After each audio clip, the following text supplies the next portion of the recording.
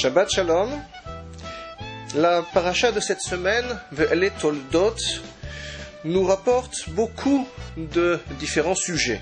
Je voudrais avec vous, si vous voulez bien, voir trois questionnements que le texte doit nous apporter. Le premier, c'est le début de la paracha. Ve'ele Toldot Yitzhak ben Avraham, Abraham Oli de Yitzhak. Et voici les engendrements de Yitzhak, fils de Abraham. Abraham a enfanté Yitzhak. Abraham a enfanté Yitzhak, mais on le sait déjà depuis la paracha de la semaine dernière.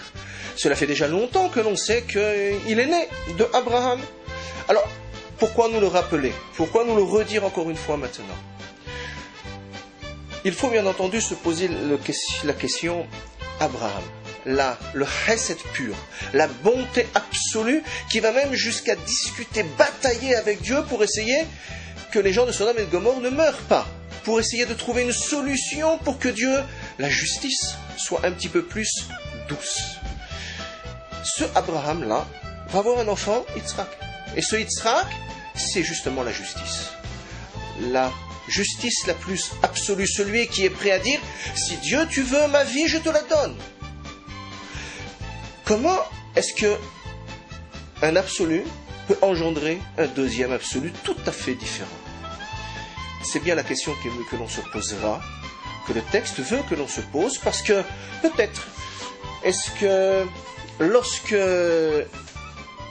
l'on avance dans la vie, peut-être que lorsque on a une personne qui nous donne un exemple, des fois, on a envie de s'affirmer soi-même dans autre chose, de s'affirmer dans un autre, et cet autre peut être le contraire de ce que l'on nous apprend au départ.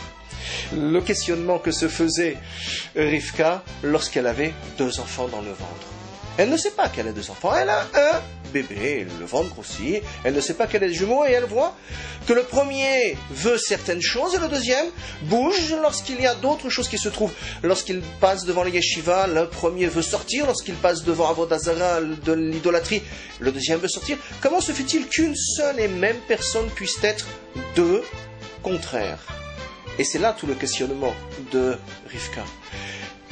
Si Abraham, une personne est 1, Yitzhak fait le contraire, on peut le comprendre. Mais la même personne, je vais engendrer quelqu'un qui veut faire 2 choses complètement différentes, comment se fait-il donc? Et c'est là où Rivka va poser la question à Shem. Mais comment se fait-il? Qu'est-ce que je dois faire? Comment je devrais éduquer une personne qui a presque schizophrène?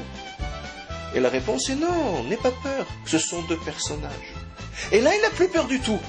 Mais quand même, comment se fait-il qu'elle n'ait plus peur? Le premier qui a envie de sortir dans les yeshivot, qui a envie de prendre le bon chemin, c'est normal qu'elle soit contente. Mais le deuxième, celui qui veut Avodah Zara, celui qui veut l'idolâtrie, celui qui veut être méchant, mauvais, comment peut-elle être tranquillisée? C'est qu'elle sait que même si au départ il y aura un problème d'éducation, cela n'a pas d'importance. Il y a un enfant qui est prédestiné, soi-disant dans ses gènes, à beaucoup de choses, beaucoup de mal. Malgré tout, l'éducation d'Abraham, d'Yitzhak, de Rivka, va pouvoir obtenir d'améliorer les choses. Et c'est ce que Yitzhak pensera toute sa vie. Esav peut être bon. Il peut être bon. Il faut l'éduquer pour que cela le devienne. Mais le temps passe et le troisième sujet que je voulais aborder avec vous sur les bénédictions que donne Yitzhak à ses enfants, nous le verrons l'année prochaine, si vous le voulez bien. Shabbat Shalom.